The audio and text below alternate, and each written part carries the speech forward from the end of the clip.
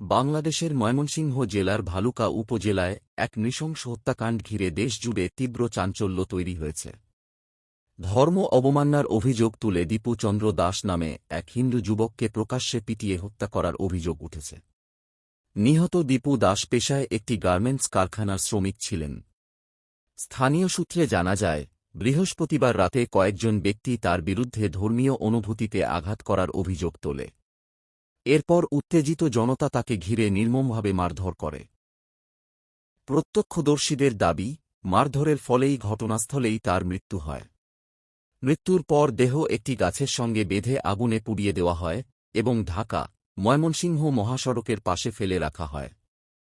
এই ঘটনার ভিডিও ও ছবি সামাজিক মাধ্যমে ভাইরাল হতেই দেশজুড়ে ক্ষোভ ছড়িয়ে পড়ে।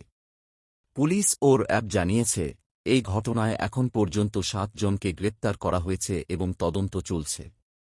এই হত্যাকাণ্ড আবারও বাংলাদেশের আইনশৃঙ্খলা পরিস্থিতি ও সংখ্যালঘুদের নিরাপত্তা নিয়ে গুরুতর প্রশ্ন তুলে দিয়েছে।